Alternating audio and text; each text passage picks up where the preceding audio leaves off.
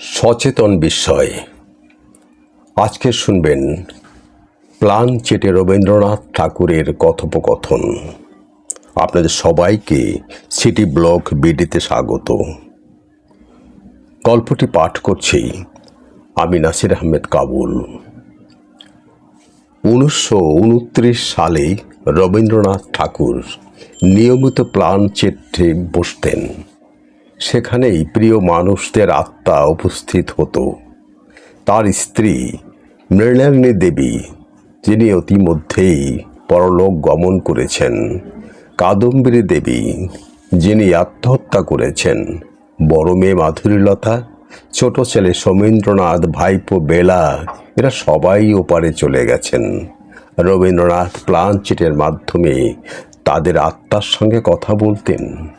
এ কথা অনেকেই জানেন, কেউ বিশ্বাস করেন, কেউ করেন না।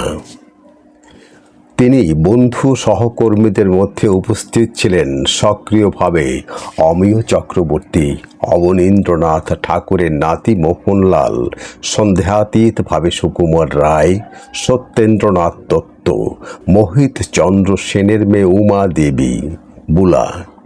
উমা দেবী বুলা মিডিয়াম হিসেবে কাজ করতেন। প্রসিদ্ধ সাহিত্যিক সুকুমার রায়ের আত্মাও প্লান চেটে সেশনে আসেন এবং কবিকে একটা গান শুনিয়েছিলেন। কবি তাকে প্রশ্ন করেছিলেন, অন্য কথা বলুন, এমন সংলাপও লিপিবদ্ধ আছে। রাজেন্দ্রলাল আচার্যের মৃত্যুর পরপারে বইতে জানা যায়, 23 ডিসেম্বর 1945 রাজেন্দ্রবাবু লোকান্তরিত রবিবাবুকে প্লান চেটে এনেছিলেন ও প্রশ্ন করেন মৃত্যুর পর তার অভিজ্ঞতার কথা। তাতে কবি ডিটেলস বিবরণ দিয়েছেন, শরীর কিভাবে কুয়াশা হয়ে গেল। শুনলে লোকে অবিশ্বাস তো করবেই, কেউ কেউ হাসতেও পারেন, কিন্তু রবীন্দ্রনাথের মতো একজন লোক কি এক গোল গাপ্পা মারবেন? আমি তা ভাবতেই পারি না। শান্তিনিকেতনের স্তব্ধ রাত, জানালো ওপারে দূরে জ্যোৎস্না, টেবিলের ওপর রাখা প্লান চেট বোর্ডটি ধীরে ধীরে নড়ছে। কবির চোখ জুড়ে গভীর অপেক্ষা। কবি প্রশ্ন করেন, তুমি কে? প্লান চেটে পেন্সিল ঘোরে, উত্তর আসে, আমি কাদম্বিনী। রবীন্দ্রনাথ চুপ করে যান কিছুক্ষণ।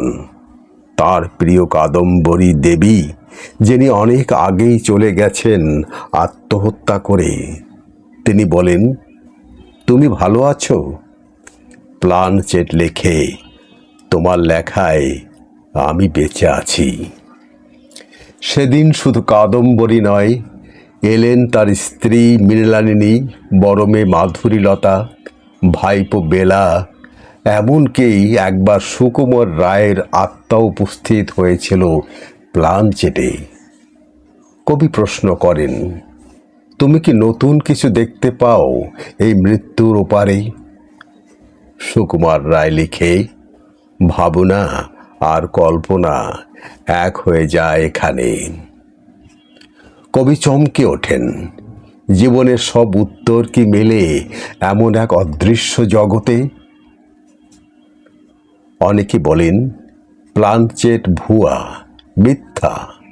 আবার কেউ বলেন এ হলো আত্মার উপস্থিতি। কিন্তু রবীন্দ্রনাথ নিজে কি বলেছিলেন? তিনি বিশ্বাস করতেন না অন্ধকারে, কিন্তু তিনি বলতেন, অজানাকে অস্বীকার নয়, অন্বেষণ করতে হয়। তার আত্মজীবনী, জীবন স্মৃতি বা চিঠিপত্রে আমরা পাই, তিনি প্লান চেটকে অন্ধ বিশ্বাস নয়, বরং আত্মার গভীর অনুভবের দরজা দিয়ে দেখতেন। অনেক সময় তিনি নিজের লেখাতেও প্লান চেট সেশনের বক্তব্য ব্যবহার করতেন, যেমন, চোখের পাতা ফেলে যদি স্বপ্ন দেখি, তবে চোখ খোলাও এক স্বপ্ন নয়? তিনি প্রশ্ন তুলতেন, স্বপ্ন, মৃত্যু ও কল্পনা, এই ত্রিভুজ কি একে অপরের প্রতিবিম্ব? রবীন্দ্রনাথের প্লানচেট চর্চা নিয়ে বিতর্ক ছিল, এখনো আছে, আগামীতেও থাকবে। অনেকেই বলছেন এসব কবির মানসিক দুর্বলতা, কিন্তু কিছুটা হতাশা, কিছুটা আবেগ। আবার অনেক গবেষক বলেন এটাই ছিল রবীন্দ্রনাথের একান্ত নিজস্ব আধ্যাত্মিক সাধনা। তার ব্যক্তিগত নোটবুক, চিঠিপত্র এবং শান্তিনিকেতনের ডায়েরিতে পাওয়া যায় প্লানচেট সেশনের বিশদ বিবরণ। প্লানচেট কেবল আত্মার কথা বলার মাধ্যম নয়, এটা ছিল এক ধরনের কবিতার উৎস, ভাবনার দরজা। এমনকি চিত্রাঙ্গদা, গোরা বা শেষের কবিতার মতো অনেক লেখার গভীরে আত্মা, মৃত্যুবোধ ও অদৃশ্যের ছায়া লুকিয়ে আছে। কবির জীবন, কবির মৃত্যু আর কবির পরলৌকিক চিন্তা সব মিলিয়ে তিনি নিজেই এক রহস্যময় কবিতা। এর পরের পর্বে প্লানচেট নিয়ে আমরা আরও কিছু ভিডিও আপনাদের সামনে উপস্থাপন করব। আশা করি আপনাদের ভালো লাগবে।